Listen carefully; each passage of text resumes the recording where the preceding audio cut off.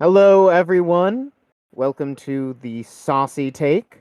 I'm your host, Isaiah, and these are my co-hosts, Dan Hey, and James. Howdy, everyone. Hope all is well and everyone's having a great New Year. So, this so is far so good. We're doing good. Fingers crossed. This is our first episode. To be completely honest, it's taken us like 2 hours to get this going, so we're hoping this all comes together in the end. You're never supposed to let them in on the secret sauce, on the secret ingredients to what it takes to get this running. So. Grandma Maybe we'll cut that so we keep the secret recipe to ourselves. Yeah, it's all about the recipe, baby. That's where we're at. That's right. Yes. So for today's first episode, we've decided that we're going to talk about. We picked two movies that we really liked from 2022. Now they might not be specifically, our number one and number two movies of the year. It's just two movies that we really wanted to talk about. And then we picked one movie that we're really looking forward to in 2023. Probably movies that you'll see reviews from us on in the future on this channel. So we're going to start off with James. What is your first movie that you are going to be talking about today? So this movie, came out at the end of the year. Great movie, Glass Onion, a Knives Out mystery. It was awesome. Netflix produced it. I really thought it was probably my favorite movie of the year. Wow. Yeah. When did it come out on Netflix? It came out on November 23rd was the release date. Daniel Craig, just absolutely brilliant. The story is, Daniel Craig is the famed detective Benoit Blanc travels to Greece for his latest case. Kind of gets mixed up in an invitation or he's savvy, this guy, like I don't want to give it away what happens, but basically he ends up on a trip with a group of very mysterious disruptor friends in a very, very nice island and has to solve a case. And it's just a fun movie. It looks great. Rick Heinrich was the production designer. I was doing some research on him. He's done Sleepy Hollow, Captain America, The First Avenger, a few of the Star Wars, Lord of the Rings, Dumbo. I mean, the list goes on with this guy. Pirates of the Caribbean, Planet of the Apes, Bedazzled, Hulk. The guy is just a legend, and the movie just feels so fun to watch, and a big part of it is from his design. So It's a small, like, a singular location, but it looks so very, like, perfectly crafted. yeah, Just like everything looks unique about that island. yeah, it's so fun, and there's a lot of CGI that went into the island or to the setting. One of the things I researched was so the movie was filmed at a resort called Amazon Beach Club, and that's in Greece, and it's not actually an island. Um, in the movie, when you see the group traveling on boat to get to this island, they actually use CGI to achieve that effect. It's so it's actually just on like a peninsula in Greece. So there's all properties all around it actually, which I thought was pretty interesting. But yeah, just great movie. What'd you guys think? Anyway, you guys see it? I have not seen it. I saw the first one, and I thought it was really good. It kind of reminded me a bit of the Death on the Nile and the Murder of the Orient Express, but with a more charismatic detective. I think Daniel Craig is excellent. Not to disparage those other two movies, but I feel like his performance lifted the first movie, and by the sounds of it, he did the same here. I think one of the reasons why I like these movies more than like Murder on the Orient Express or Death in the Nile is where those are just straight up like really good murder mysteries. Both Knives Out and Glass Onion are kind of like deconstructions of the murder mystery. And I'm sure, Dan, from like the first movie, you know what I'm talking about, like, the end of that first act. Well, I guess it's been enough time for Knives Out, but they kind of they kind of change from a murder mystery to a will she get away with it type of thing, because they're like, oh, here's who killed him.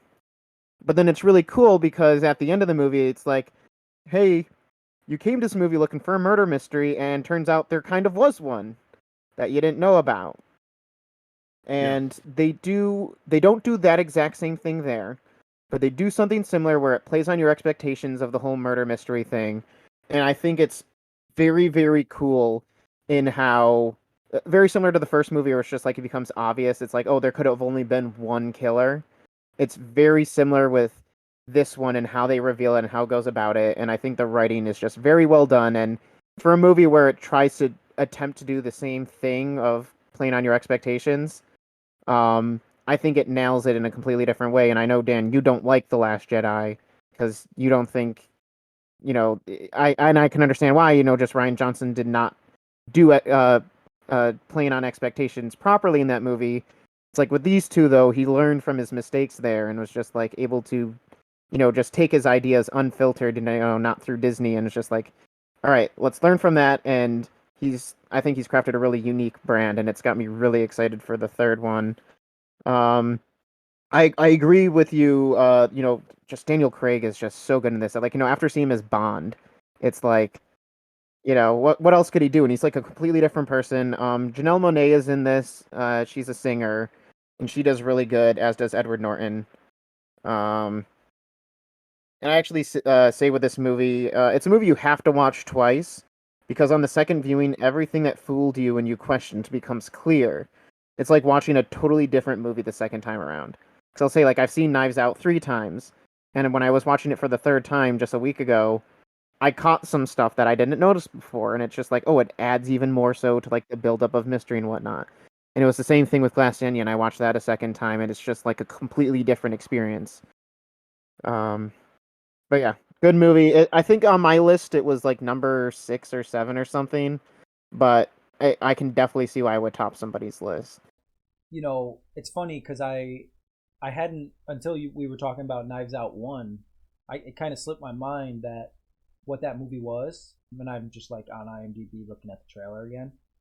And you're right, like Knives Out 1 was so, I think what's different about Glass Onion, and it maybe is because of how successful Knives Out the first one was, that was like a true, like, it felt like very much within the world of like a murder mystery, like you said. But I think because of the success of the first one, they were able to kind of take more risks with this one, and probably had, I would imagine, a bigger budget because of the success of the first one. So it was like so fun, and I thought Daniel Craig was just like so, he must have felt so good to have, I mean, he was Bond, so like he's, a legend, but to have such a successful role, and he's probably gotten so much good feedback for Knives Out, he was able to really show it in his character, like how, they've already had the rapport, so it shows in Daniel Craig, like his comedic timing and his just all around general aura, I thought was awesome. And then one other thing that I thought was interesting as I was researching some of this stuff, and I get interested about the crew that worked because I've worked in the film business for like 7 years. But Rick, they built the glass onion, so when you see it in the trailer, you see the big onion or the globe, and that was CGI from the exterior. But when they were filming inside of it, Rick had to basically build that.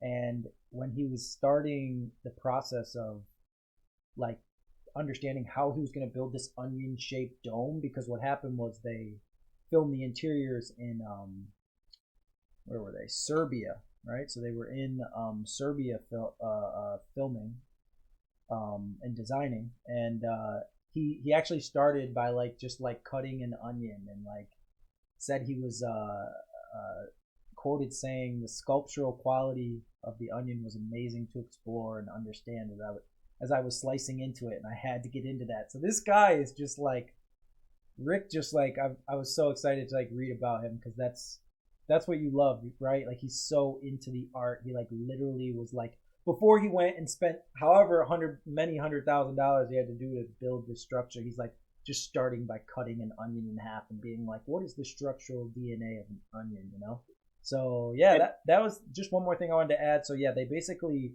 they built the Onion in the UK, then it was trucked to Serbia, and they filmed the interior at a stage in Belgrade. So interesting, Netflix filming over there, and I assume they may they have, this is a big budget, but I assume you film over there because the cost is.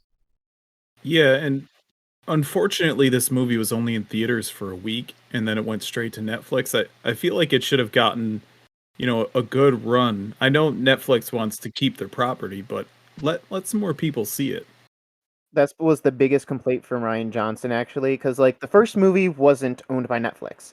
Netflix bought the rights to the second and third movie because of how successful it was, and I think that's one of the reasons why I got a much bigger budget. And actually, I think for that year, Daniel Craig was the most paid actor, like the highest paid actor, because the amount of money he got paid from Netflix was like so astronomically high. I can't remember the exact number, but it was like 200 million or something, just like to him alone. Uh, but yeah, and you mentioning the Glass Onion reminded me that even more, like, because Knives Out, it's just like it's a fun title, but like Glass Onion, like the idea of a glass onion is such a core component to this movie itself, where it's just like it's crazy how it's not just a really cool idea with like the actual building, but how it's like the name of the bar and the idea of what a glass onion is, where it's just like it's something that has layers, but you can see through it. Yeah. It's core to the Yeah. story of the whole mystery, and it's really Yeah. cool how it ties together. That's why it's just like I'm constantly thinking, what do I like better, Knives Out or Glass Onion? And when I first watched it, I was like, I like Knives Out better a little bit more because it was the first to execute on that. But just like the whole idea and metaphor, what they do with the second one, it's just like it's really hard for me to like say now which one is actually better. They're just that good. So I would say, no, Ryan Johnson wants to bring it back to theaters, and he even said like with the third one, he wants to see if he can get it to have, an extended runtime in theaters, like more than a week. 'Cause I was lucky enough to see it in theaters like the day before it left. But yeah, I was just like, it sucks that I mean, I'm glad it came to theaters at all because a lot of Netflix stuff won't.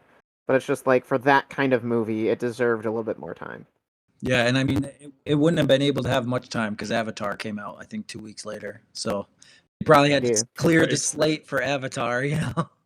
There was this scene in Knives Out with Kate Hudson where they shot her. I mean, this isn't a big spoiler, but she's walking. They're all by the pool, and she walks over, and she looks so good, like top to bottom, looks so good. This was one of my things I didn't like about Knives Out. It's just this very small scene, very 5-second moment, 10-second moment.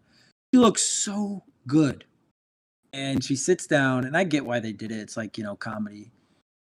She sits down she like wants to go in the water and swim, and then there's like the other younger girl. I forget what the actor's name is, who must have been like she's the Whiskey green is the character's name. Whiskey. Yeah, so Whiskey's in the pool, and she makes a note of like, I'm gonna go in the pool, and then she sees Whiskey come out of the water. He's like, I'm gonna stay in here, and I'm like, dude, like if I was directing this movie, I'd be like, no way, like Kate Hudson is so hot, like I'd have her hop right in the water, I just I thought, think it was more of Yep. it's more of a character thing. yeah, but I mean, even so, I mean, the character, she seems like as a character really confident, like she's in the party, she's throwing this party, she's dancing. Without spoiling too much, part of the thing with her is she's jealous of the youth, I think is more of it. Because she's a uh much older person now, where it's a just little like insecure. she's still very pretty, but she's older now. And she sees that she's not the young, very hot, attractive person that she used to be. She's still attractive, but a lot of people look for youth now more so than anything else. And I think that was the point of that scene. I think they did it wrong then, because like maybe the character motive was not to go in the water because of that, but they shouldn't have shot her and made her look.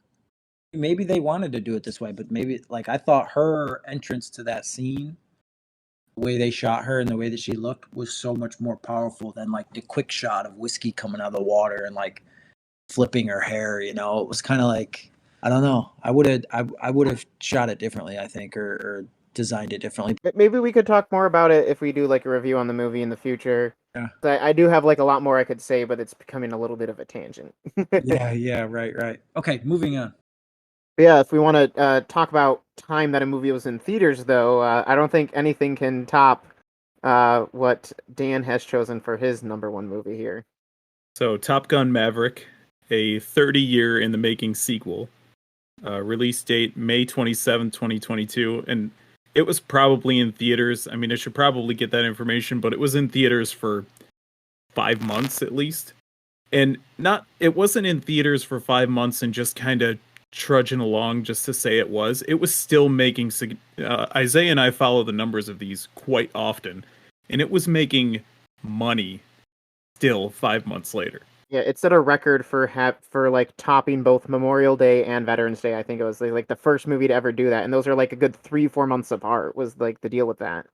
I think it was Memorial Day and Labor Day. Or Labor Day, that's what it was. In September. Yeah.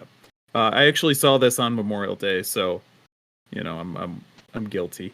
So it's a Paramount Pictures production starring Tom Cruise, Miles Teller, Jennifer Connelly, and John Hamm, and quite a few others. And I would think that there are some up-and-coming stars like Glenn Powell, who was also in a movie called Devotion recently. It didn't do too well because it went up against Avatar and Black Panther 2.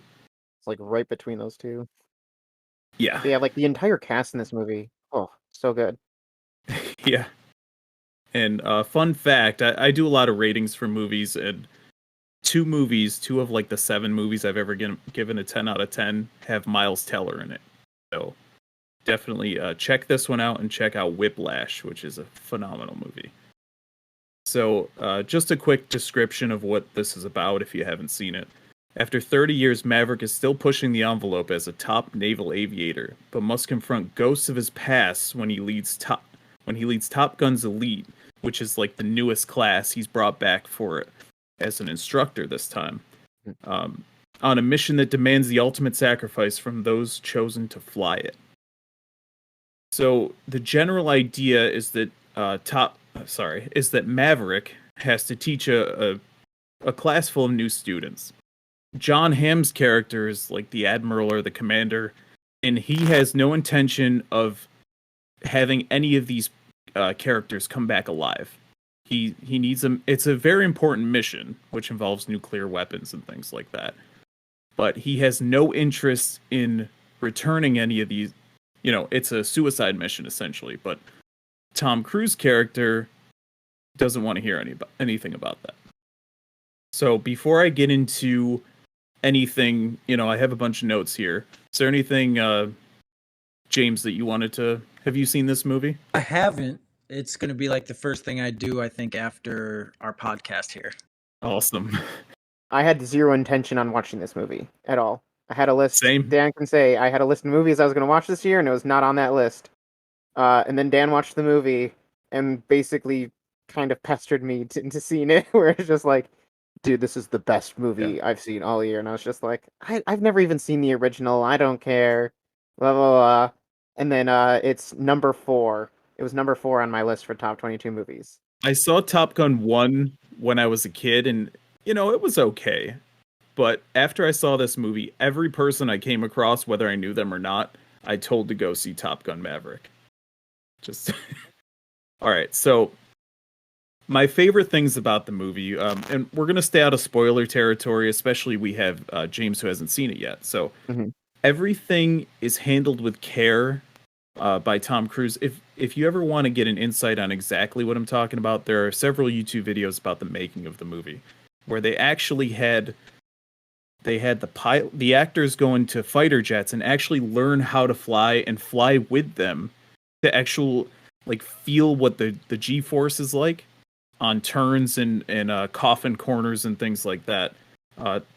So when they're in the cockpit, they're in with an actual, fighter pilot. So Tom Cruise had to go through and teach all of them, how to interact with the camera. He had to teach like little bits of cinematography to each of the actors because nobody's in there directing them. They're their own director for each of those scenes, which is pretty wild. And one of my favorite things about it was before the movie even starts, and I don't know if you're going to get this viewing experience at home, but before the credits roll, Tom Cruise comes on the screen himself and thanks everybody personally for coming to see the movie, which, it sets you in the right mindset. Like, okay, this movie is going to be epic. And spoilers, it was.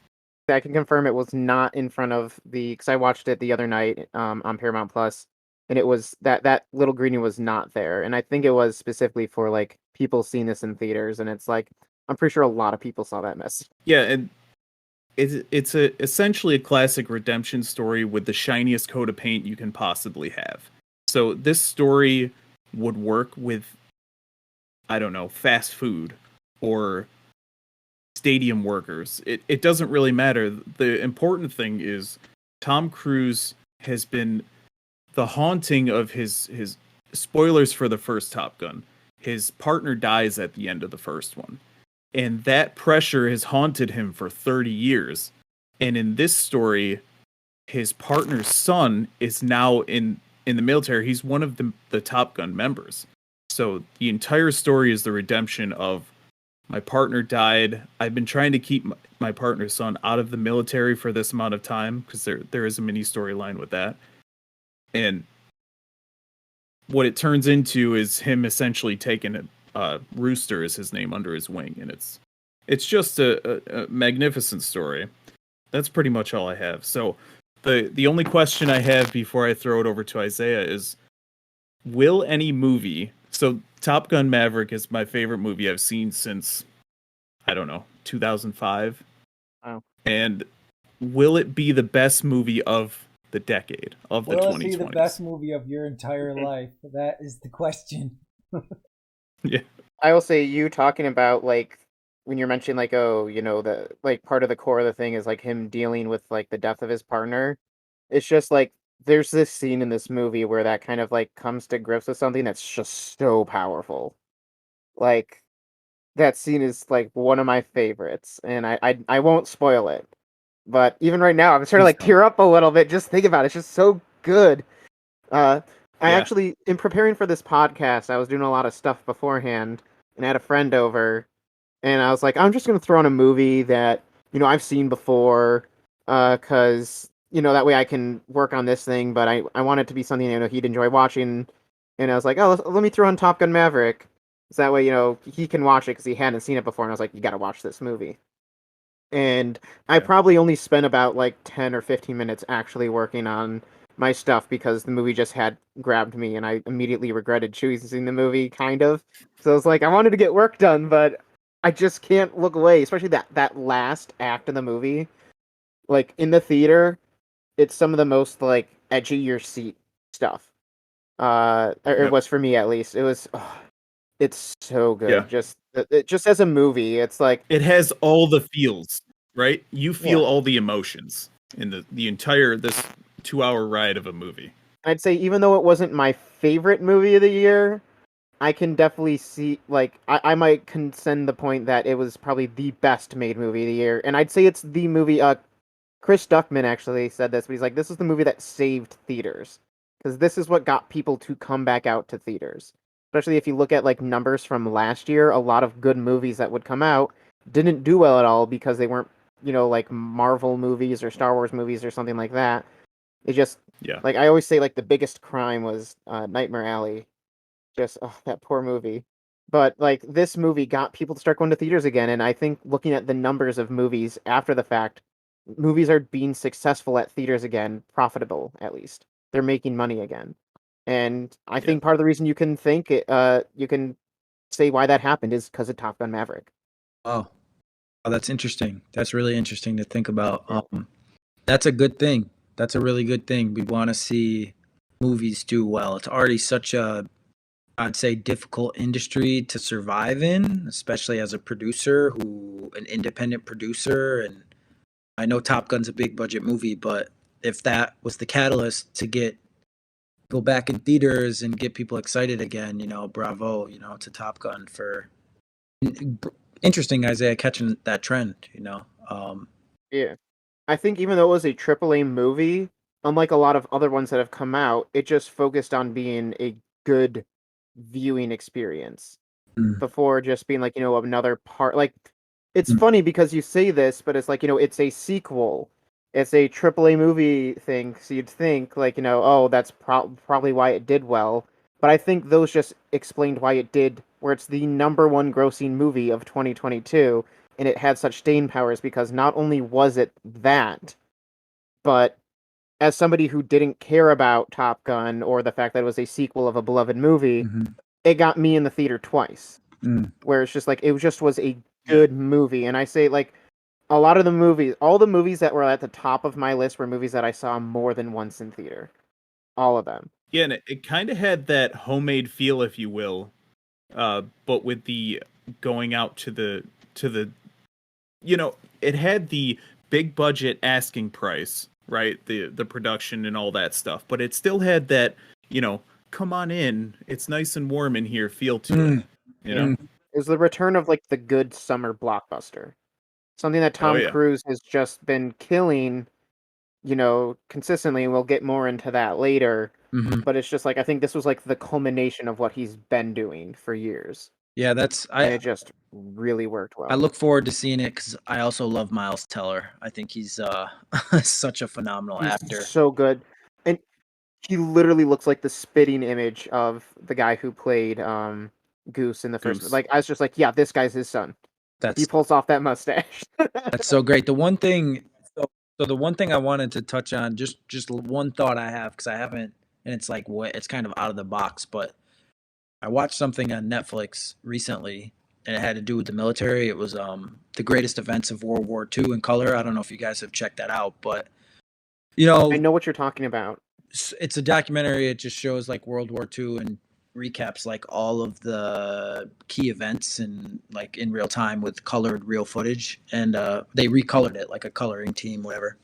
And I think about this movie Top Gun and the Navy and how this is like a good experience for us to watch as fans, and it's an industry. But man, I would definitely suggest, like, if you don't know the history of how that, what the Navy did, and how the world was crazy 50, 60 years ago, there was a specific part about like it just was like heart-wrenching to watch. And like, Mavericks, like these plane, like what type of he's in the Navy, right? Was he a stealth, like what was his I guess sector? Like he wasn't like a bombing plane. Like what is just a fighter pilot? Yeah, so like these guys, like dogfighting. Yeah. These guys, like I am so happy that I watched this documentary about the real fighter pilots and the real bombers who like literally risked their lives to keep everyone in America safe and try to, it was just a devastating thing that happened. But I look forward to watching this movie now, having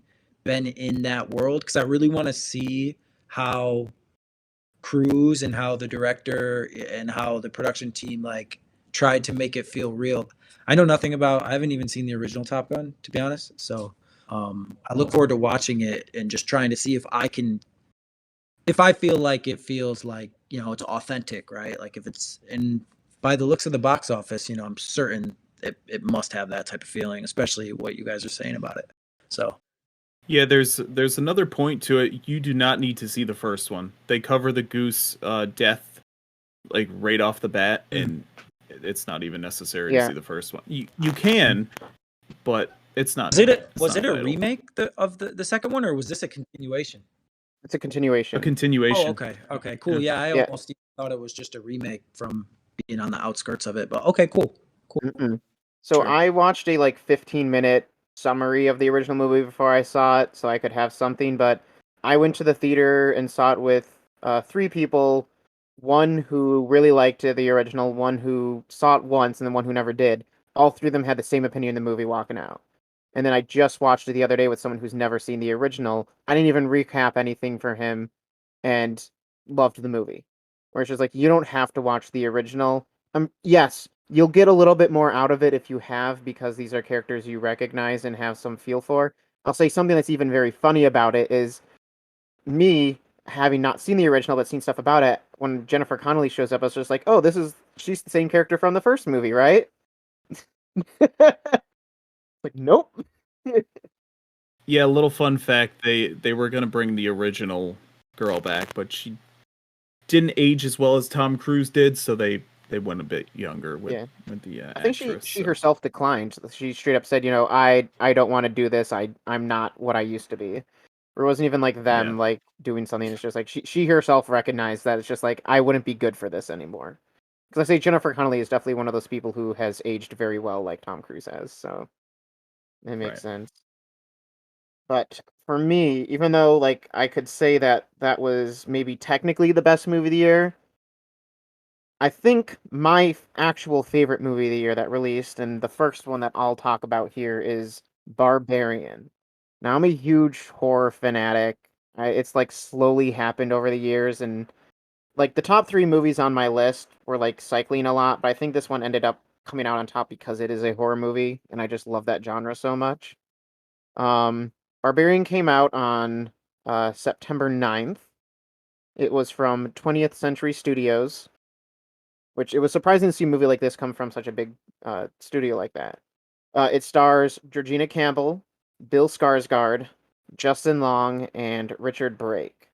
And the very, very spoiler-free summary of this movie is a woman staying at an Airbnb discovers that the house she has rented is not what it seems. Uh, Something that's really cool about this movie in a completely different way from like Knives Out and Glass Onion, even though I'll be using some of the same words, is that it's all about playing on your expectations, even down to the casting. I won't go into further details of that. I think Dan, you saw this movie, correct? Yep. James, did you see Barbarian? I did not see Barbarian. No. It was a movie that I had never heard about until I saw the trailer in front of something. And I know Dan and I talk about these types of trailers all the time, but it's just like the first trailer, it stays very vague and it's very interesting. And like that's what grabbed me right away. And um yeah, it's just really hard to talk about this movie without spoiling stuff because like the entire movie is like a ride. And what I will say, from a behind the scenes perspective, I did look a little bit into this. This movie just started off as the first scene from it, where the director was just trying to cram in as many red flags as possible into this situation, and having the main character not necessarily ignore them, but kind of work past them while also remaining very believable. And I think that was a very important thing about this movie is that all the characters felt believable. It's not like a cabin in the woods type of thing where they play on the whole thing where it's just like, oh, all the characters act dumb in horror movies and they make all the wrong choices. It's like the main character doesn't really make a wrong choice in the movie, which I don't know if you'd agree with me on that, Dan. It's just the circumstances kind of lead to it's kind of like it you believe that the choices she makes are the ones she would make in the current situation. And also, it felt like the choices she was making was choices that you yourself, as as the audience member, would make, because she was very skeptical on everything. She wouldn't like fall for any of the usual tricks, that a Hmm. typical horror movie protagonist would. How many times are you sitting in a horror movie going, no, no, don't do Yeah, that? all the time. Yeah. But it seems like she's pretty logical. Yeah, I right? love that. And she's very like head on her shoulders. Yes. It's Yeah. fantastic. James, to give you like a brief like idea of how the movie opens, there's a woman who's going into I believe it's Detroit to stay at an Airbnb because she has an interview there for a specific project. And she shows up to this Airbnb. It's raining. It's dark. Uh, the keys missing from the thing, and she's trying to get in. And then somebody opens the door, and who's in her Airbnb, and is like, "Oh, I booked this Airbnb as well." And like it starts off from there, and it's just kind of this situation of, you know, can you trust this person? Like, did they actually do it? And I will say, like, they have Bill Skarsgård, who's like a very sketchy guy as well. He played Pennywise in the It movies. So like the entire time you're just on the edge of your seat, just like not knowing what's going on. And I'm gonna say up until a very point in this movie, you're just it's just like I can't tell what's going on with this guy. I'm still unsure of whether you can trust. And they keep it like that the entire time, which is so crazy, where you're never sure one way or the other if you can actually trust him. I would say up until a certain point, the outcome was so obvious. Like you know who the villain is, you know what this movie's going to be, and then it just absolutely subverts expectations, we'll say. Yeah. Another thing she does, James, to further my point from earlier, is that he tells her they booked the same Airbnb through separate sites, whatever, hotels.com and Expedia, whatever the case. And instead of just coming in and trusting what he's saying, she's like, "Can you show me your phone? Show me the confirmation number and everything like that." So she's very, she's very, as she should be. Yeah, it's like a real character, Yep. or like a real person.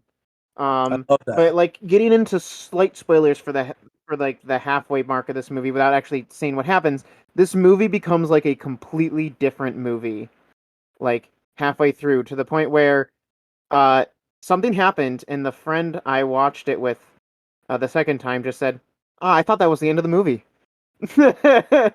And you like, I say that is the hardest selling point of this movie, is that hard cut, because some people are going to see that and just be like, "What is going on? This makes no sense." Where everything does tie together in the end. People know Justin Long's in the movie, and when he comes into the movie, it completely changes things. And I will say, actually, sometimes for the better, where I think Dan experienced this, the same thing that I did, where there's this one part of the movie where the entire theater just starts bursting out in laughter. Like, this isn't a comedy. And it's, it's not I wouldn't say it's a funny movie, but there's some parts of this where I even just explained what happened to my brother who didn't even see the movie, and he was like, "That's super funny." Where it's just like, it's just great. Like, the writing in general is just super on point. And another fun thing they do with the trailer and the marketing material is I didn't know Justin Long was in this movie. And Oh, you didn't? none Okay. of the trailers showed him in the movie that I saw. So the movie it's completely shocking. One last thing I wanted to say about the movie was just a fun little detail. The director is Zach Kreger, who is of the Whitest Kids You Know fame, which is like an old show from back in the 90s, I think. It's like a comedy thing, and like this is his directorial debut, but he did star in another movie, which was like a like a stoner type comedy, or I don't think it was stoner, but it's like, a guy is about to lose his virginity. It's an American Pie type movie. And then he goes into a coma for 5 years, and then his girlfriend, he discovers, is now like, works at the Playboy Mansion as a model, and he's gonna go and try to get back together with her after, being in a coma for 5 years. And it bombed. It got really bad reviews because it just wasn't funny. But I think it's just so cool where it's like he came up with this scene and, goes from very similar to Jordan Peele, you could say, where, he goes from a background in comedy and kind of takes that and naturally puts it into this horror aspect, where it's just like you could tell with that one scene in the middle where it's just like it's really funny, and you can tell like this guy has a background in comedy, but he also understands how to ground it.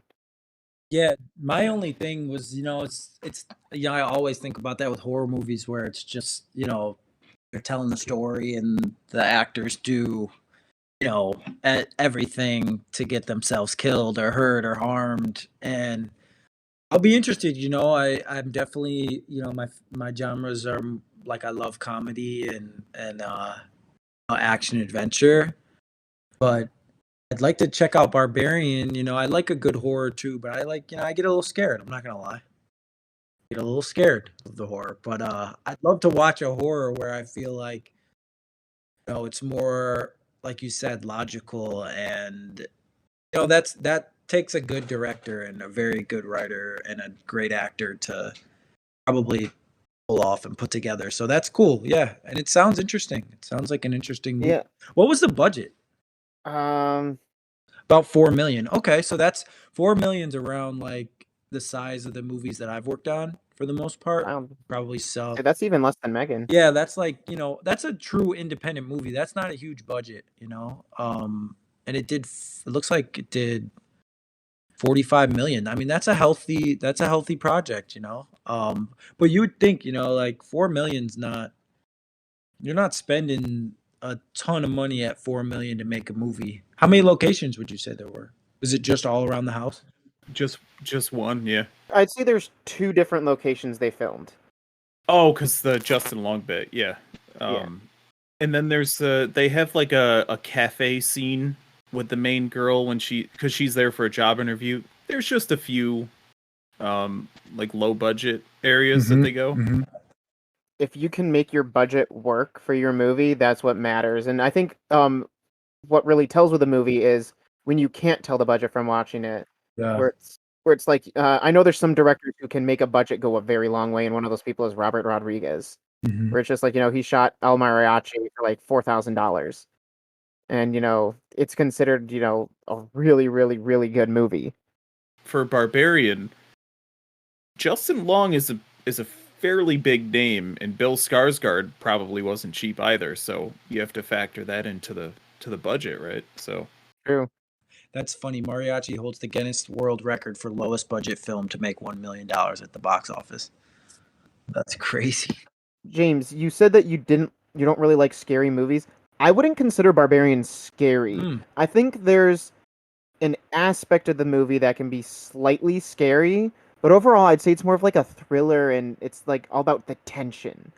Because I think that's the whole thing with the movie is it's like it keeps you very tense and on the edge of your maybe not so much seat, but like because you're just not sure what's going to happen. it's like this. This is what you are. If you're okay with that, then you'll be fine. Yeah, you're very tense for the movie. Yeah, it's like I wouldn't say I think it's outside of one aspect, which I won't get into because that's really big spoilers. That can be slightly scary. It's all about just like keeping you unsure of like what's going to happen next. More psychological. Yeah, I'm gonna check it out. Oh, this one was shot in Bulgaria. Bulgaria and Michigan. Interesting. Oh, it actually was shot in Michigan. Okay. Yeah. It looks like cool. some Yeah, filming Detroit. took place in Michigan. I wonder what they did. The main filming location was Bulgaria. I think the house was a set. So that might be like the house was probably in Bulgaria, and then some of the outside scenes and probably like the cafe scene or something was shot in Michigan. So we'll go from this very low budget movie that is very very niche and whatnot to James' second movie pick. See, yes, sir. Warner Brothers Studios, Batman, I thought was excellent. Everyone knows Batman, right? What I loved about this Batman was how the tone of the movie felt much more like, I don't know, the word's not sadistic, but like just tougher and more intimidating. And I think of Robert Pattinson from Good Times, and I'm like, I just watched Good Time. oh, it's excellent. Who would have thought that Robert Pattinson Twilight would end up being Batman? I wouldn't have. But after watching Good Times, I'm like, Robert Pattinson's Good Time character could totally collide with his Batman character in the streets of New York and like have a showdown. Literally, like he's just really great, this guy. So I love the tone. I think the tone was what, to see a tougher, like Batman's obviously legendary tough, but this one you really can feel like more of the film noir and like just a little more like risque, I'd say, and more like serious, like Batman has a problem almost and wants to just mess people up, and I really like the biggest takeaway for me from the movie is the fight scenes. I love the hand-to-hand combat with Pattinson, his just like aggression, and his stuntman Rick English just did a great job. At the beginning of the production, which must have been a total nightmare. I mean, this Warner Brothers has all the money possible, probably, so for them it's not a big deal. But Pattinson actually got COVID like a few days into production, so he had to quarantine for 14 days during this Batman, and they had to rearrange the schedule. And they said Rick English, his stunt double, had to work around the clock. Like, they tried to shoot everything that involved his body double and his stunt double. So, yeah, really, really great fight sequences, hand-to-hand combat, like the scene in the subway I thought was awesome. I like to see Pattinson up close during the fight scenes, and his just he's like a sick dude, man. I mean, meeting him in person would be interesting. I wonder what Robert Pattinson would be like, because really brings it in his with his characters, and they're a little twisted. Like his roles there's always something like a little off. Like Robert Pattinson plays like a really good like off-putting person in films, like Good Times and Lighthouse and all these, even Twilight. It's just this weird kind of like off-putting character, and I thought it just like brought more of that Batman's like, he's out here, he's saving the town, but he definitely, has his demons, I would say. And I feel like Pattinson really like, brought it out of the character really well. So yeah, I thought it was great. I think everyone probably thought Batman was great. They always do a great job. And yeah, those were kind of the biggest points that I wanted to talk about. It's one of those movies that, comes out and it's hard to, I feel like it's hard to. I mean, you probably could do a bad job producing Batman and directing Batman for sure. Have you? Are there any Batmans that come to mind that you just like didn't like? Batman and Robin. Batman and Robin. Yeah. 98 or whenever it was. George Clooney. George Clooney, yeah. Even he hates that Batman. Yeah. So like, but it's really got to be tough as a studio exec or somebody to be like, hey, we got Batman on the slate. It's always great. They have so much money to throw at it. So yeah, I loved it. That was great. Yeah, and the Batman character itself, like that's holding true to the comic books, is the darkness that he carries with him every single day. Seeing his parents die and just the tragedy after tragedy he's gone through. To further your point on the fight scenes, it kind of reminded me of the Netflix Daredevil series, where sometimes the superhero fights can feel like a dance, but not here, and not with the Daredevil series. It felt like every punch that he threw took a little bit out of him, like as it would in real life. But I did have an idea of what the ending should have been instead of what it was. So I'll put a little spoiler warning in right here. So the ending of the Batman sees Paul Dano's Riddler in Arkham Asylum next to a bunch of the worst kinds of criminals, your Batman rogues gallery, and the individual in the cell next to him is the first time we hear somebody say, "Riddle me this." Now, what I thought would have been a cool kind of way to flip the script, instead of the usual, we do one villain this movie, one villain the next movie. I thought since Paul Dano's Riddler wasn't really Riddler-esque, he did have some of the riddles, I guess, but didn't really ever feel like the Riddler. That character who he's talking to could have been the mastermind, and then that's who's going to be the villain either in Batman 2 or 3. But instead, I guess that's going to be the Joker, which, I don't know. We just had a Joker movie with Joaquin Phoenix. Yeah. But the second one's going to be a musical. I think they've already said they're not going to do the Joker for the next movie. And I actually disagree with you on Paul Dano as the Riddler, because I think he, as somebody, like, I guess maybe he's not comic accurate, but like the Batman media that I've grown up with, especially I think the Arkham games, seems very Riddler-esque to me from that aspect, where he's completely like egotistical, where he's up his own head, where he thinks he's the smartest person in the room, but in truth he's just as mad as any other person at Arkham. And like you can see that where like he's very smart, he's able to plan all this stuff out, but in the end, he breaks down in like a bumbling mess, like a madman, because like that's what he truly is. He's mad for doing this stuff. Like, yeah, I think he doesn't incorporate riddles as much into part of like the fun and games of stuff, and maybe he's not as quippy, but I actually liked him as the Riddler quite a bit.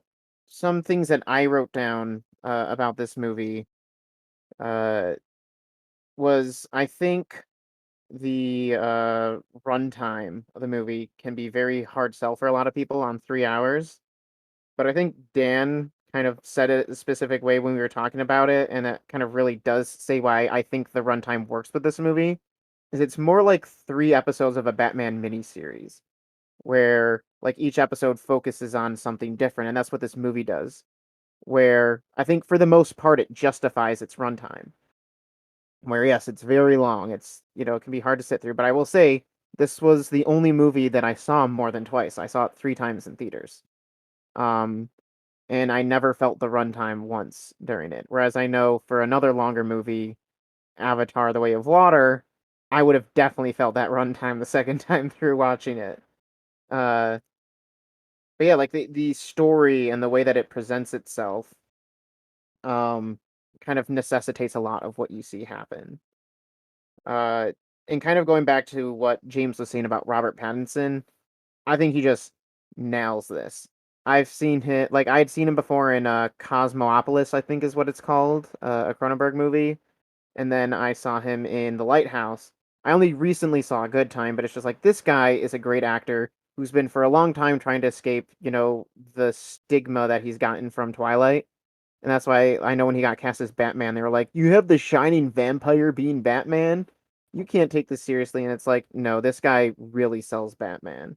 Yeah.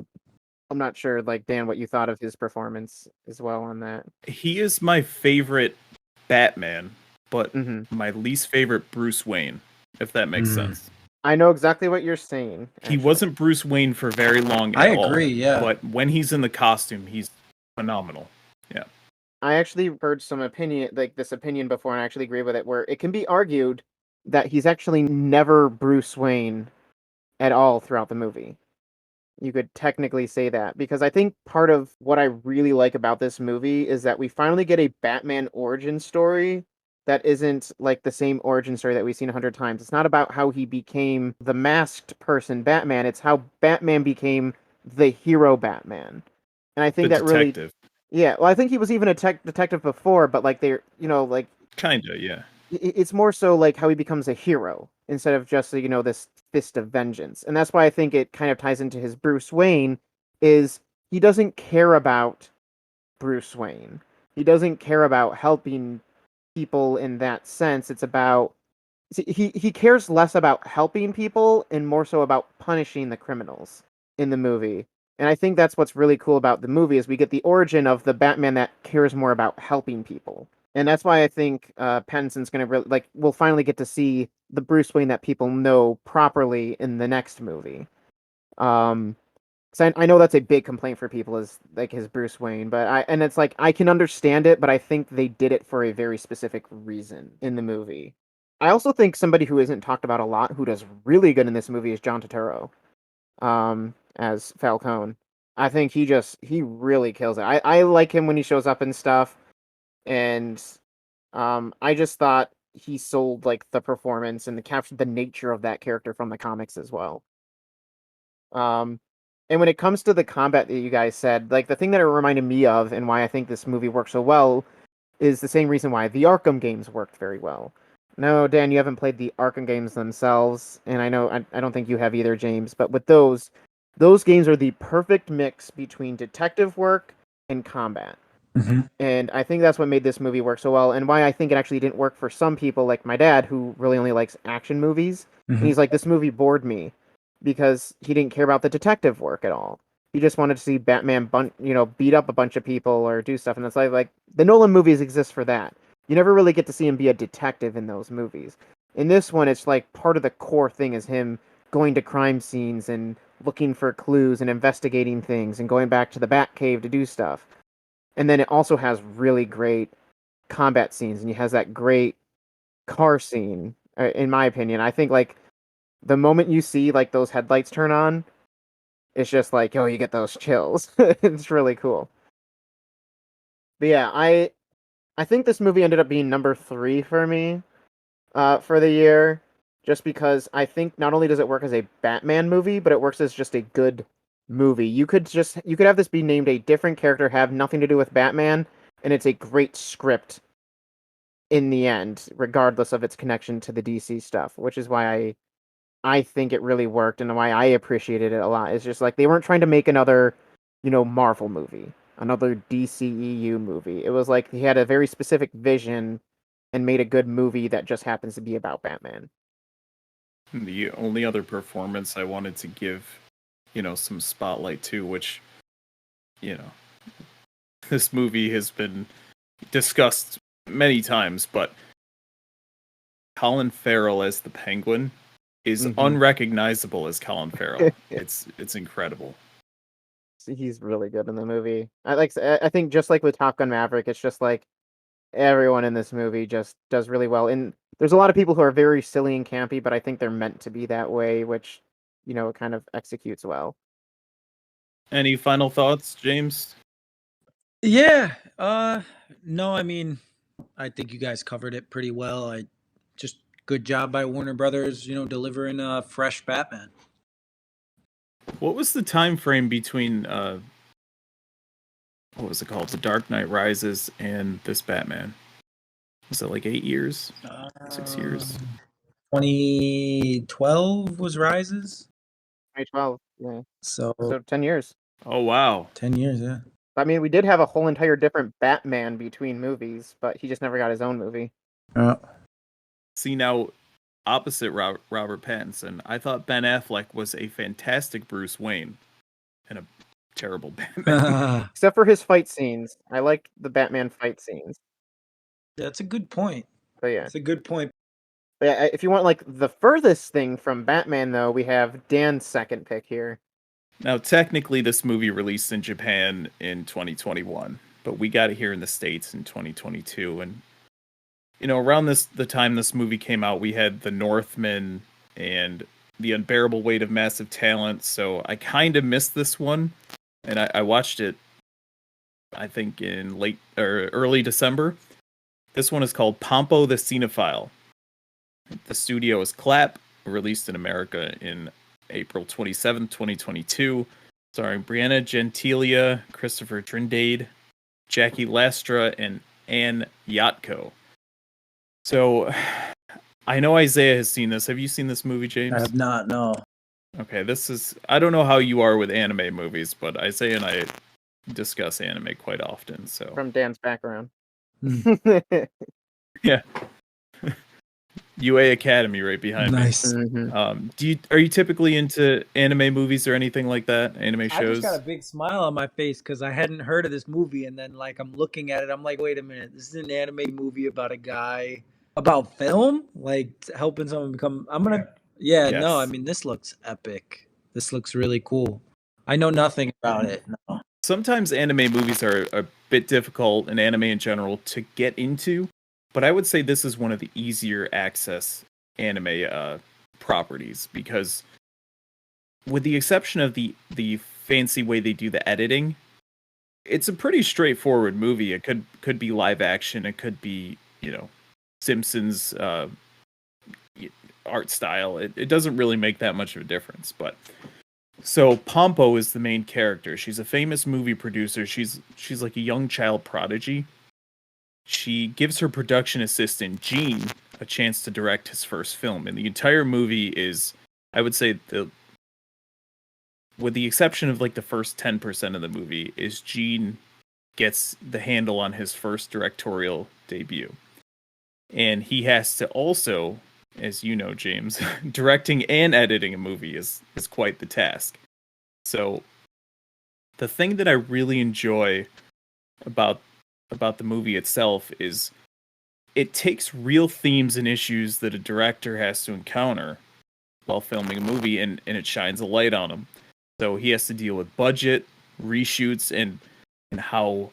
So after the movie is entirely done filming, he realizes he doesn't have what he needs essentially for a certain scene, so he has to go to Pompo, who then has to pull a ton of strings to get all these actors and actresses back to this location, put their other projects on hold, things like that.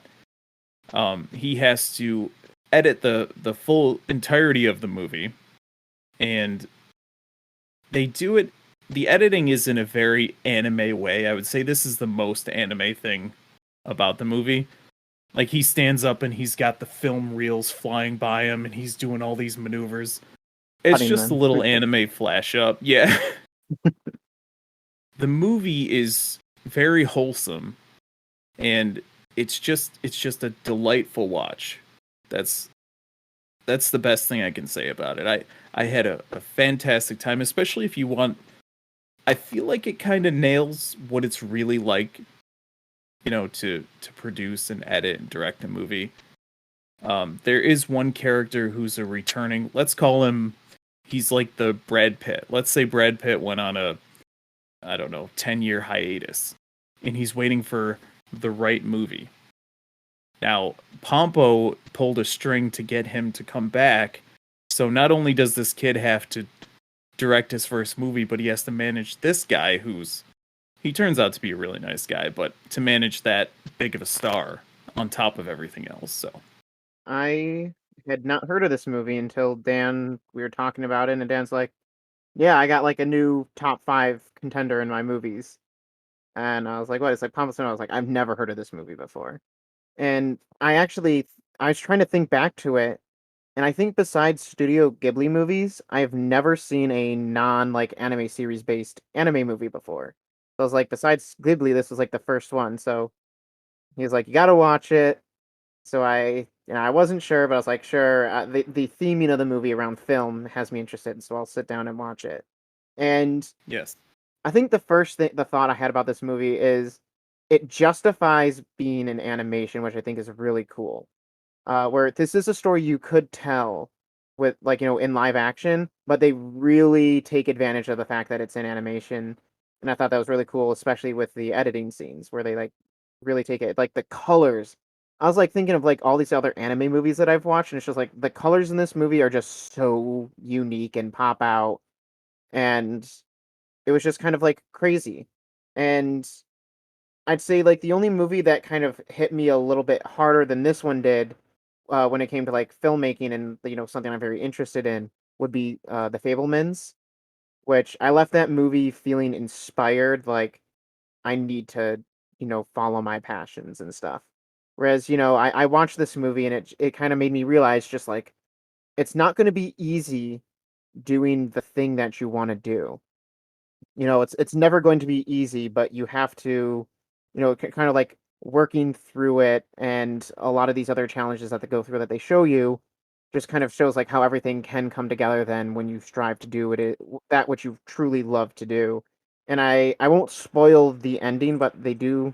Thank you for interrupting me while I'm talking, Kitty. But they do something at the very end of the movie, which it's perfection, which I think Dan agrees with on that, where it's just like they say a line, the movie ends, and you check something, it's like, wow, that's amazing. yeah, and earlier on in the movie, it's kind of a throwaway line. You don't Yeah. think twice about it.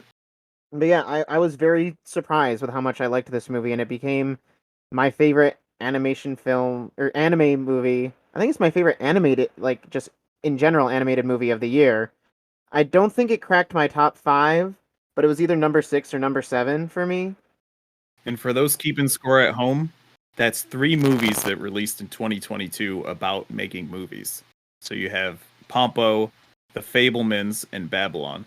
But yeah, like all this stuff that you talked about though, with just like the what it takes to get into a movie, they just portray it in the best way possible. Like I'd say that final part of the movie is just so good. It just really comes together. It's a great watch from beginning to end, and James, I think it'd be something you'd be really interested to see as kind of like a hyper realized version of what goes into making a movie. Yeah, Because they show a lot of things that the normal person wouldn't know, like things that you only would understand. Yeah, I'm interested now. I wish I had checked it out beforehand to have the discussion just to see like how I felt about how real it is. Because it's like, it's a wonderful thing to make a movie. And when you get into the business, at least how I got into the business, it was, it was like, it was like this timeless feeling, to like the first movie I did was like In the Woods, and making this movie called Mohawk, and it was about a War of 1812 or something. It was very low budget, like $700,000 movie. And the camaraderie of the people that you meet, the crew, the learning all these new skills and the creativity, and it's super long hours, like 14, 15, 16-hour days sometimes in a row as a production assistant when you start. it's a truly like magical, unique experience. After you do it for a couple of years, it's like anything. It can be pretty taxing. To be honest, it can be, but um, you don't know if you don't try, and you don't if you have an inkling to want to make a movie or work in the movie business or any industry for that matter. You should you should go for it. But yeah, there's nothing like it. Like the first couple movies I made, the whole experience, the people I met, it was just probably one of the better years and better experiences of my life, because it was just you just never knew what was going to happen or who you were going to meet or what actor was going to be in town the next movie. It was like really cool experience. So yeah, I'd like to see this and see how true it is to seeing the trials and the tribulations of like actually trying to produce a movie, because I've been a part of quite a few like small independent movies that some have done very well, some have done not very well. So but yeah, this looks great. This looks great. I wish I had watched it beforehand, but I'm gonna check it out.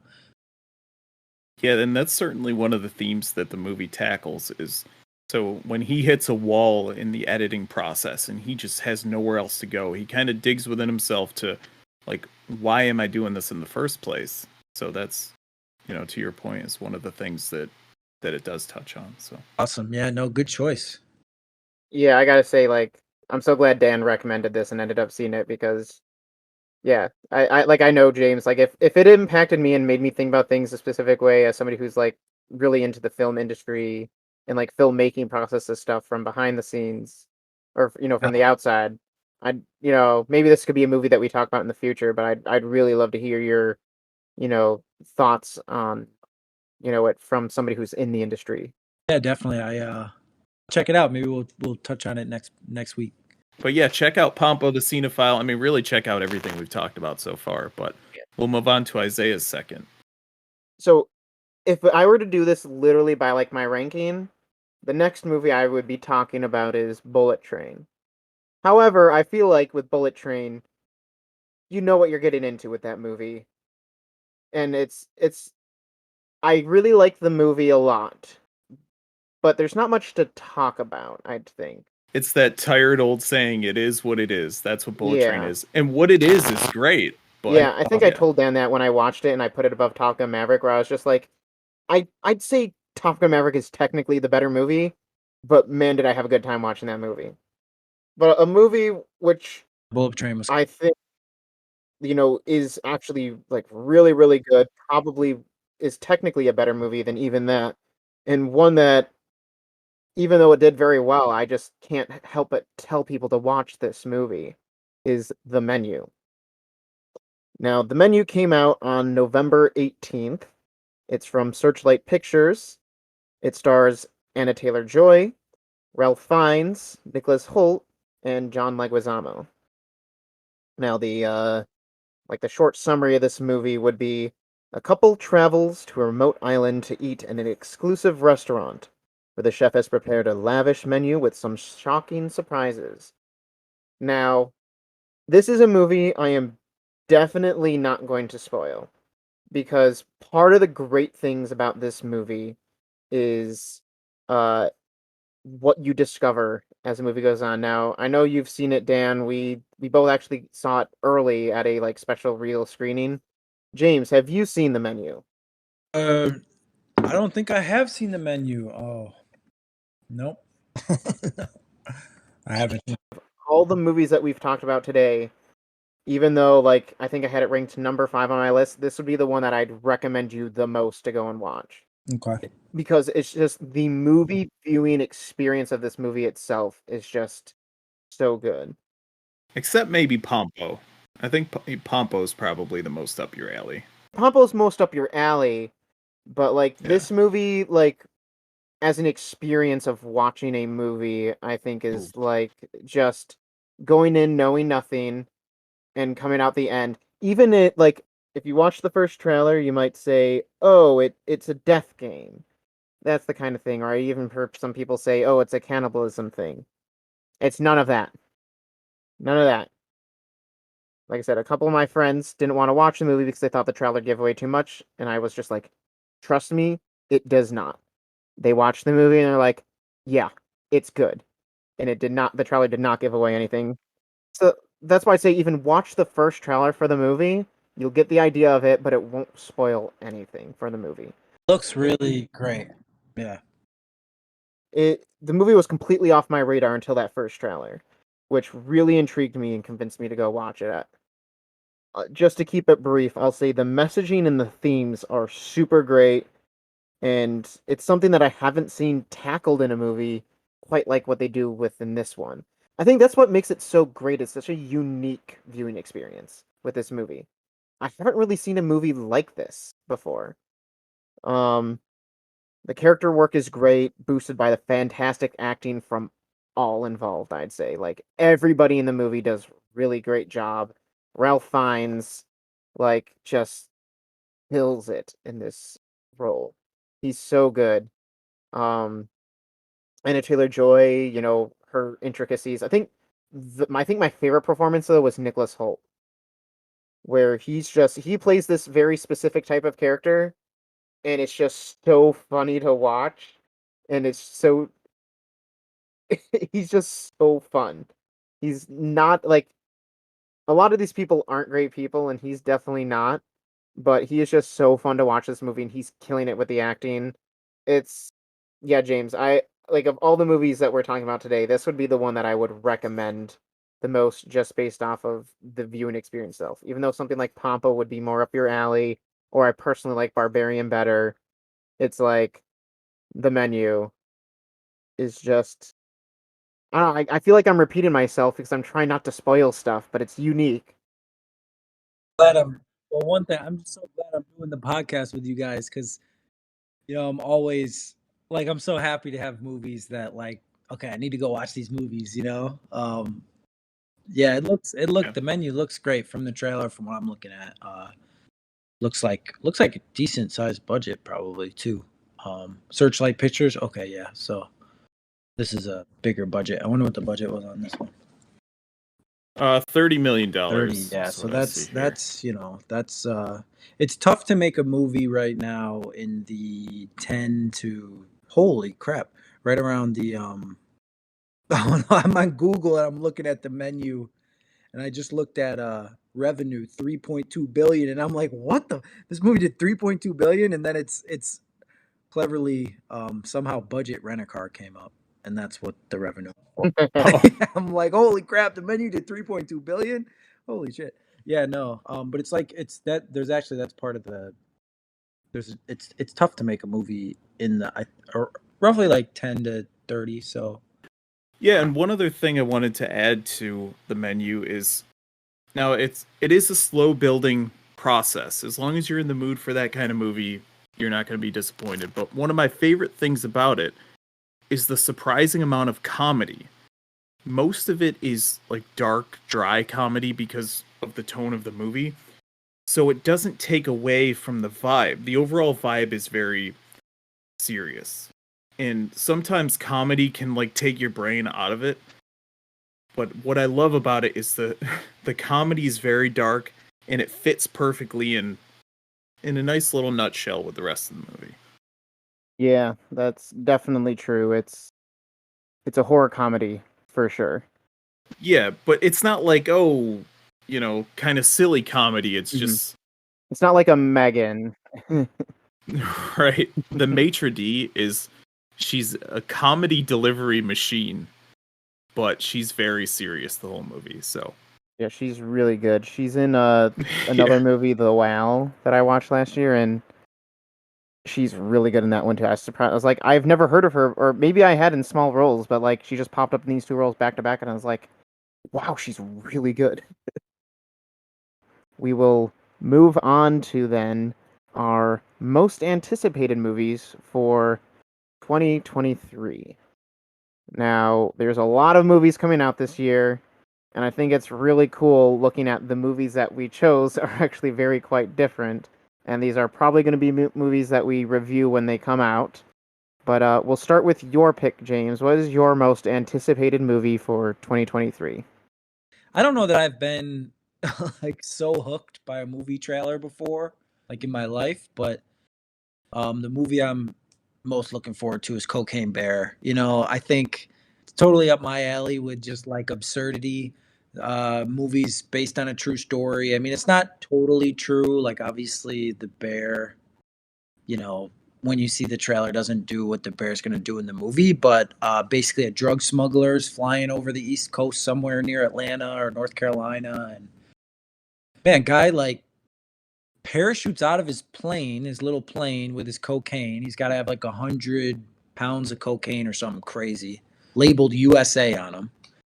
And I don't know if the plane was going down, but he parachutes out of the plane. I don't think the parachute worked. He lands and dies like in some old guy's backyard, like some old guy's yard, which isn't funny, but this is going to be a funny movie. And the drugs are there. The plane crashes, so maybe there was a malfunction in the plane which made him have to jump, or I don't know, he's going to ditch the plane. I don't know. He had like guns on him too. And the cocaine, there's cocaine left in the plane and it crashes, and the authorities go through all this. It becomes a big story, and they end up finding a black bear that died basically from an overdose of cocaine. So the bear must have gotten to the cocaine, and now the bear is like taxidermied in like a mall somewhere at like a place called Fun World, I think, and like tourists come and see him, and they've nicknamed him Pablo Escobar, which is kind of a sick,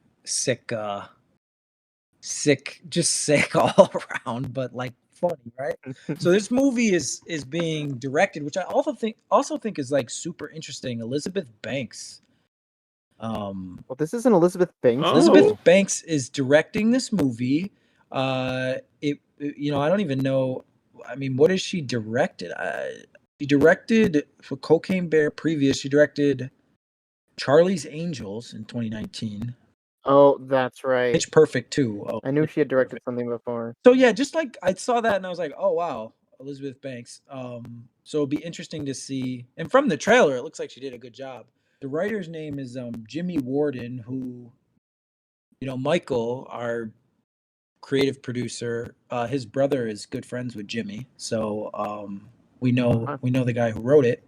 And it's just like so funny, like the comedic timing and the animation of the bear. It's like the bear CGI, the bear, it's everything you can imagine by the title. A bear does a bunch of cocaine and goes on a killing streak, and it's not this like terrifying story. It's just more like people are gonna die, funny jokes are going to be said, and this bear is going to kill a bunch of people, and he's just going to be super high in these woods, and they got him crawling up trees and like dancing almost and passing out, and everyone's reaction to this bear. It's just, I think it's going to be great. I think it looks good. I think the bear, they did a great job. The animation team or the CGI team did a great job, and yeah, it'll be I wonder how Elizabeth Banks ended up as the director. I haven't looked into it, but just looks like a fun movie. A lot of interesting characters, and I kind of am gonna look forward to just seeing people get totally eaten and destroyed by bears for 2 hours, by a bear high on cocaine for 2 hours. I think it'll just be like a fun, raunchy little comedy. And it comes out the 24th of February is the release date, but trailer looks great. Trailer looks really good. It's just like it's very unique, and fresh, and that's the type of genre that I really like. I like these unique like comedies, and I can't imagine it was too expensive to make this movie. Maybe for the bear. I don't know if they've come out with financial figures. Yeah, they don't have. I don't see a financial for it yet. They probably haven't released it yet, but I can't imagine it's too expensive. I mean, the bear probably cost a lot to do. That was probably a team of people. Thankfully, they didn't get an actual bear. Yeah, right. Did you see the trailer for this, Dan? Oh yeah, I am so happy, so hyped for this movie. It looks so ridiculous. And that's the only word that comes to mind. And it was so absurd seeing the trailer. Finding out then that it was actually based on a true story was mind-blowing, but yeah. I think it's more so like inspired by a true story. Right. Because I think James told us like the real story of what happened. The bear just ate a bunch of cocaine and then died. Yeah. But it's just like, wouldn't it be funny if we had Yeah. this cocaine bear and then just murdered a bunch of people? But something that was very interesting for me is when I was looking up stuff about this movie is the cast. There's some big names in this movie. You have Kerry Russell. Mhm. She's been in a lot of movies. She was in Star Wars Episode 9, regardless of my thoughts on that movie. But I mean, like, you know, she got a role in that, and she's been in a bunch of stuff. It has Alden, I can never pronounce his name. It's like Ehrenreich, I think, who he played Han Solo in the Solo movie. And then it's got, actually, funny enough, Ray Liotta's last movie before he passed away. Wow. That he was in. Oh, wow. So it's just like, yeah, Ray Liotta's going to be, like, the final stamp on his career is Cocaine Bear. Oh my God. Rest in peace. And wow, Yeah. that's really wild. Holy shit. But yeah, I just thought, you know, just all these big names, it's just like, they must have just seen, like, you know, this project and just, I don't know, Yeah. when I first heard the concept of the movie and I saw the trailer, I was just like, this looks stupid.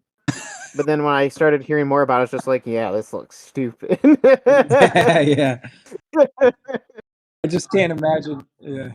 I was gonna say though, Kerry Russell, one of the movies she was in was Mission Impossible 3, which kind of ties in maybe to Dan's next movie.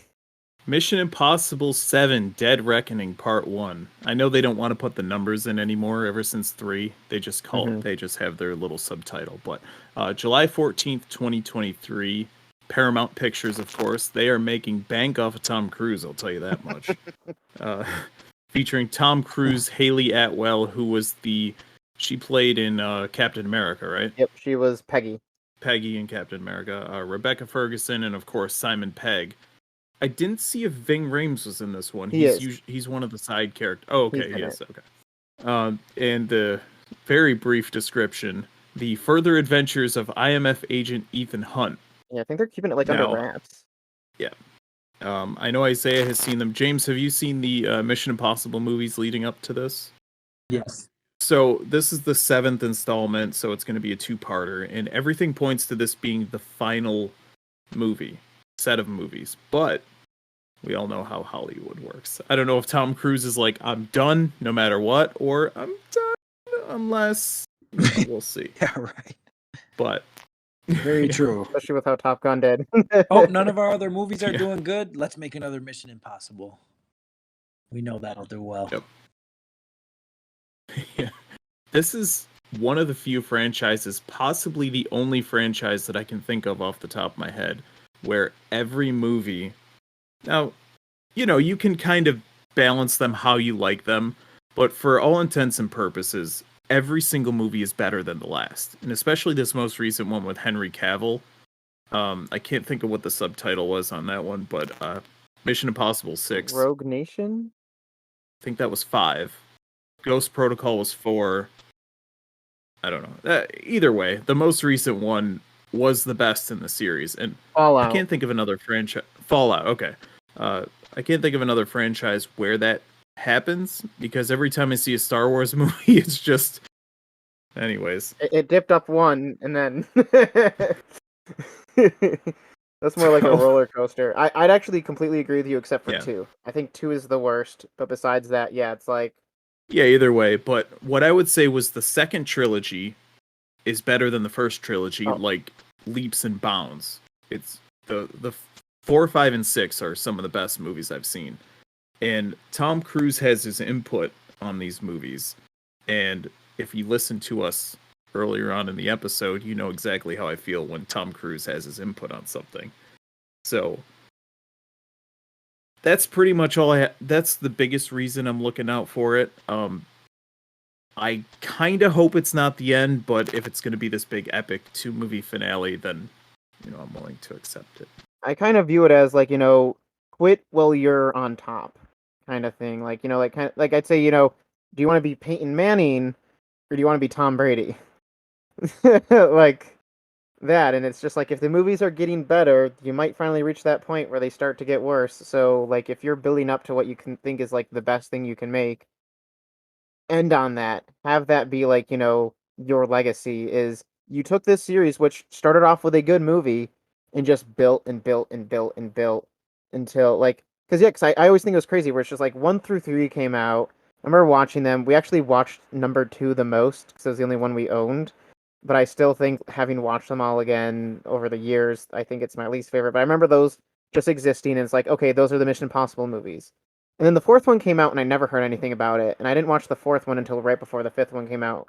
So I really liked 3. And then I watched 4, and I was like, wow, that was really good. It feels like a completely different era, almost, but it's great. And then, Ghost Protocol came out. That was really good. And then Fallout came out. And I remember Fallout, after that came out, I was like, I'm glad, I'm okay with the Justice League movie being as problematic as it was with the reshoots and Henry Cavill having a fake upper lip because of the mustache. It was worth it for Mission Impossible Fallout. Because, I mean, I think of that kind of scene where, like, he just cocks his arms like they're guns or something before that fist fight. It's so good. Yeah, I'm looking forward to this one, especially, like, after Top Gun Maverick. It's just, like, Tom Cruise is one of the few people remaining that actually, like, cares about the art of the type of movies making. Like, I think Tom Cruise is about making these fun, action-filled summer blockbusters that just are there to entertain you. And I think another person that's like that in the industry is like Quentin Tarantino, who's just out there to make like an actual movie. Where it's just like he's all about like the filmmaking thing. Or it's just like when you watch a Quentin Tarantino film, it's unlike anything else because it's always like an event, it feels like. I'm not saying it's like the same exact type of thing that Tom Cruise goes for, but it's like when Tom Cruise is involved with something, kind of like what you're getting from him. When Quentin Tarantino is making a movie, you kind of understand what you're getting from him. You don't really get stuff like that anymore, and that's why I am very excited for Mission Impossible, Dead Reckoning as well, and it's coming out in July, July 14th. Hey, right before my birthday, so be a great birthday movie to watch then for this one.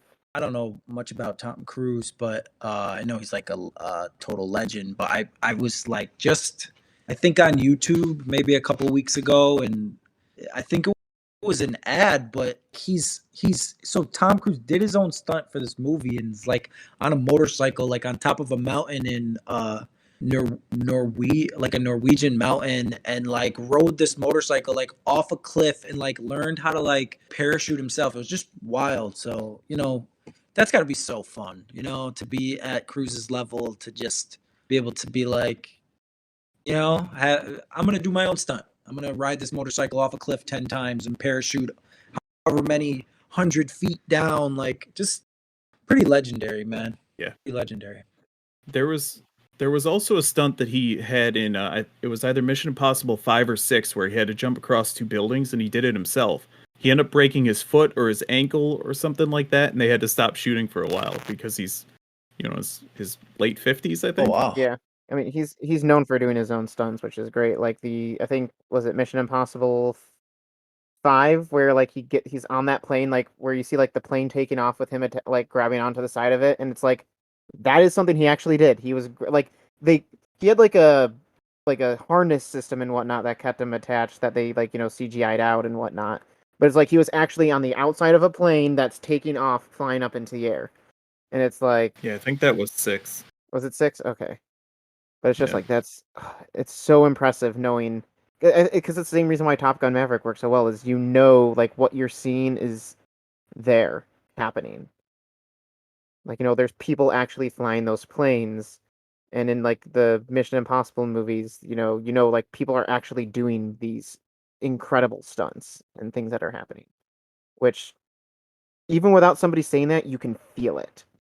And that's why you're saying, like, with that motorcycle part, it's just like you can feel that that's something that actually happened. But if a man doesn't care about the movies, he's not going to risk his body and possibly his life.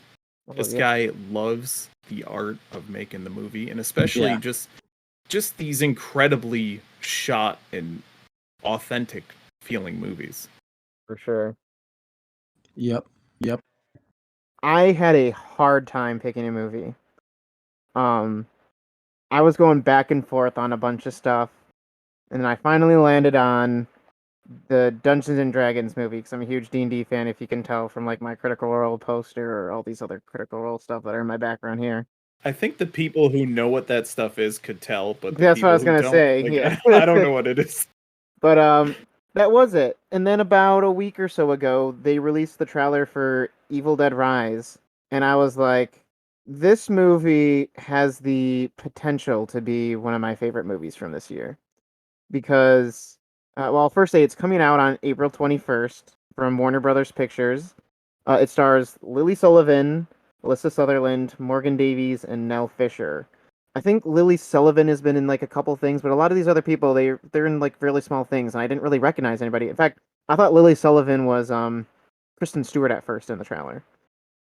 But I'm not sure what trailers you guys watched. Did you watch the red band trailers or the band trailer? I know, James, we saw the green band trailer before Megan. Did you ever get around to watching the red band trailer? Oh, no, I haven't seen that. I will say the red band trailer is 10 times better than the green band one. First off, the green band trailer shows way too much. Like of the plot, because like they can't show some of the more interesting things like the gory and disgusting stuff, so they show plot stuff instead. And I was like, that's kind of sucks. But this movie looks to be combining like everything from the previous franchise. I'm a huge fan of like the Evil Dead movies. I actually originally the first movie I watched was the reboot from 2013, which is more of a grounded, serious take on the Evil Dead story, where it's very gory. Looks terrifying. This movie looks absolutely terrifying. Yeah, the Evil Dead 2013 one was, oh man, it's just so gross, I will say. It is one of the only movies, I think there's only 2 total, where it was so disturbing for something that they do, I'll just say it has to do with somebody's tongue, that I had to, in the movie theater, look away from the screen. Wow. Like, I never do that for movies. I like watching bloody, disgusting stuff. And I had to literally turn away my head for one of these scenes in that movie. Oh my It's like God. that, like, disturbing. And then, at a really great Halloween party, I watched the original Evil Dead then, and then Evil Dead 2 I watched on my own after, and then I watched Army of Darkness. And those movies are way more campy. Like, 2 starts to become like a straight-up comedy, but those were with the legendary Bruce Campbell, and also legendary filmmaker Sam Raimi. And I just think they, for those original movies, just nailed the tone, and it's something that's carried on throughout all of Raimi's works. I'd say even like Raimi made Spider-Man 2, and you can tell like he's a huge horror person because there's like that Doc Ock scene in the hospital in Spider-Man 2 is just like straight up like a horror scene. It's kind of great, but they play it very campy, which is why it works in that movie. And since like Sam Raimi didn't really have any well, it seemed like his name wasn't really attached to this movie at first, especially but I think like him and Bruce Campbell are producing it now, and they've been talking up this movie a ton. I still wasn't really interested in it because I was just like, I don't know how they could really do something new with it. But they seem to be taking the really gross and seriousness of the gore and combining it with this very campy nature in the movie, and that's just kind of really selling me on it. I think it has the potential to be one of my favorite movies. It looks really fun. I don't want to watch any more trailers for it. I was like, I've seen enough. I'm gonna watch it. But yeah, I really hope they keep the disgustingness from the Evil Dead reboot, but also bring some of that campy elements from that one. What are your James, have you watched any of the other Evil Dead movies before? I'll tell you what, man. These types of movies, I don't know if I can do it, man. Like you talk about turning your hat, my eyes would be closed probably for most of this movie. It's like totally terrifying. Even the trailer, I was just watching it again while you were talking, and I had to turn this off. It's so scary, but it's like it looks so incredible. I mean, the special effects makeup looks amazing on her, and that set, being on that set, had to just be, oh my God, like it was probably so scary, really. Like it looks great. I mean, it looks great. Yeah, I am not. I think this podcast and this experience is going to make me have to watch some of these and get into them a little more. But that one is like borderline. Like I'm terrified. That like I can do Barbarian probably. You know what I mean? Like Evil Dead looks. That one's spooking me out just thinking about it. I feel like horror movies are the spice food of the. I compare them to spice food because even if you like spicy, there are certain levels to how much spice you can handle. That's great. So that one's like Atomic Tsunami. Yeah. If you don't like that, like if that trailer doesn't look interesting to you, I'd say look at the originals because they're completely different types of movies from this. They're way more campy. They're not as bloody and disgusting. I think that's why I say like the Evil Dead reboot, like it's kind of a remake of the first movie because it kind of hits the same plot points and everything, but they say it actually takes place 30 years later and stuff like that. But I think it works so well because it's basically taking the first movie, which is played as a comedy, and plays it completely straight. Where it's just like you're taking what was a really silly movie where the gore effects are, not realistic looking. It looks really silly and funny, and then you take it to the most other extreme of being serious. And I think that dichotomy is what's super interesting. But what's your experience with the series, Dan? I'm a little too young for like to have seen the first Evil Deads with Bruce Campbell like live, but as soon as I was able to watch horror movies, I watched those. I actually saw Army of Darkness first. Oh wow! Because it was a little more silly than the others. Yes. But as I got older, when I started to get into horror movies, I've seen the remake in 2013. Not seen the Ash vs. Evil Dead series, but I'm into these, and to an extent, I do enjoy the goriness, but there's one point, and spoilers for the trailer, but there's one point where somebody gets their scalp like totally ripped off, like just in one pull, and it's like, damn. It's a little too much, but yeah, this one looks really cool and it looks freaky. So yeah. And yeah, the original ones with Bruce Campbell do get campy, but that first one is meant to be like really serious with the Book of the Dead and all that. I always forget that the second movie is actually even technically kind of like a remake of the first movie, but in a way more campy tone. So it's like, yeah, the first movie is taken more seriously, but it's still sort of campy, and then the second movie just like it's like we're gonna take that and dial it to 11 on the campy.